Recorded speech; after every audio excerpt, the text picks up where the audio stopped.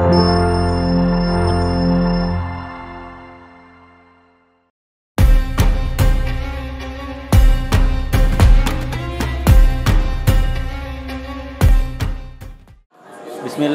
Assalamualaikum warahmatullahi wabarakatuh. Alhamdulillah, alhamdulillahil ahad. Wassalatu wassalamu ala man fis sama ismuhu Ahmad wa fil ardi ismuhu Muhammad wa ala alihi wa ashabihi wa man tabi'ahum bi ihsan ila yaumiddin. Qala Allah ta'ala fi kitabihil karim ba'dan a'udzu billahi minasy syaithanir rajim. Bismillahirrahmanirrahim. Ya ayyuhalladzina amanu kutiba alaikumus shiyam kama kutiba alal ladzina min qablikum la'allakum tattaqun. Wa qala fi hadisihi man shoma ramadhana imanan wa ihtisaban ghufira lahu ma taqaddama min dzambi. Amma ba'd. Alhamdulillah, segala puji bagi Allah Rabb semesta alam, yang mana Ia telah memberikan kita begitu banyak nikmatnya sehingga kita bisa bertemu lagi dengan bulan Ramadan yang penuh berkah ini. Jika seandainya Allah tidak memberikan rahmatnya kepada kita, kita tidak akan mampu mengerjakan puasa di siang hari dan melaksanakan salat isya dan yang dilanjutkan dengan salat tarawih ini. Semua ini bisa kita kerjakan, semua ini bisa kita lakukan karena rahmat Allah yang Allah telah berikan kepada kita. Tak lupa pula salat serta salam mari kita junjungkan kepada baginda kita, suri tauladan kita, yakni Nabiullah Muhammad sallallahu alaihi wasallam, yang mana Ia telah membawa din ini dari jurang kegelapan menuju puncak kejayaan, yakni dinul Islam atas kehendak Allah Subhanahu wa taala. Jamaah yang dirahmati Allah Subhanahu wa taala, keutamaan menuntut ilmu sebagaimana yang telah disabdakan Nabi kita Muhammad sallallahu alaihi wasallam dalam sabdanya, talabul ilmi faridatan ala kulli muslimin wal muslimat, yang artinya menuntut ilmu wajib bagi setiap muslim dan muslimat. Sebagaimana yang telah kita ketahui bahwa pendidikan adalah proses transfer pengetahuan, sikap, perilaku dan tata nilai dari orang ke orang yang lain.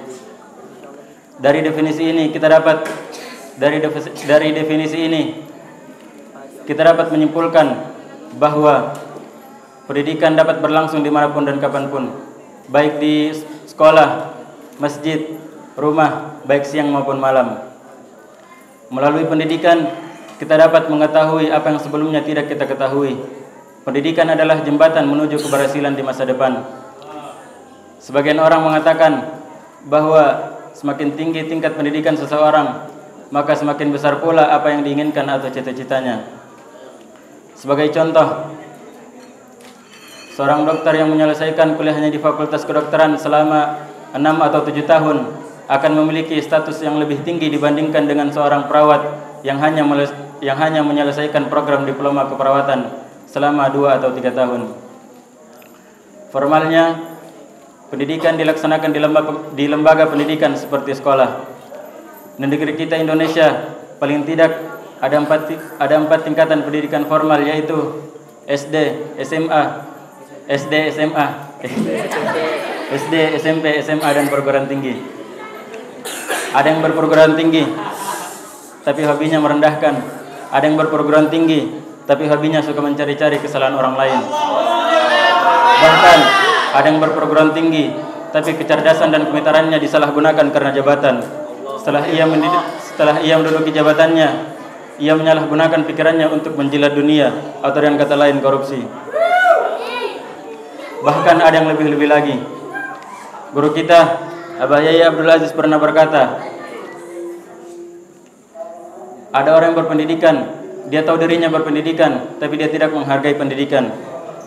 Yang dimaksud di sini adalah menghargai bukan berarti dirupiahkan. Jamaah yang dirahmati Allah Subhanahu wa taala, Nabi kita Muhammad sallallahu alaihi wasallam selalu memerintahkan kita untuk belajar, atau dengan kata lain untuk memperoleh pendidikan baik formal maupun non formal sampai akhir hayat kita. Dalam hal ini Islam memiliki konsep yang sangat baik, karena Islam mengajarkan untuk menuntut ilmu sepanjang hayat. Nabi kita Muhammad sallallahu alaihi wasallam selalu memerintahkan kita untuk memperoleh pendidikan baik dimanapun, kapanpun, tanpa batasan waktu dan tempat. Jamaah yang dirahmati Allah Subhanahu wa taala. Sekarang ini kita tinggal di pondok ini untuk menuntut ilmu pengetahuan. Di sini kita belajar berbagai macam pelajaran, baik Al-Qur'an, hadis, bahasa asing, matematika dan lain sebagainya. Di sini juga kita dididik oleh para guru untuk berperilaku sesuai dengan ajaran agama Islam dalam kehidupan kita. Kita juga memahami pendidikan tidak sebatas pada aspek kognitif, tetapi juga proses psikomotor dan efektif. Setelah kita lulus dari pondok ini, kita akan kembali ke masyarakat kita untuk mengimplementasikan hasil belajar kita dalam penerapan ajaran agama Islam. Mulai saat ini, marilah kita mendorong diri kita untuk belajar lebih giat lagi. Ingatlah, apa yang kita kerjakan sekarang, apa yang kita lakukan saat ini akan berpengaruh pada masa depan kita. Kita tidak boleh menjadi siswa yang malas belajar. Semakin giat kita belajar, maka semakin baiklah hasil pencapaian prestasi kita. Jamaah yang dirahmati Allah Subhanahu wa taala. Karena keterbatasan waktu, saya akhiri pembicaraan ini dengan penuh rasa syukur dan memuji Allah Subhanahu wa taala. Semoga bermanfaat kiranya. Akhir da'wana, assalamualaikum warahmatullahi wabarakatuh.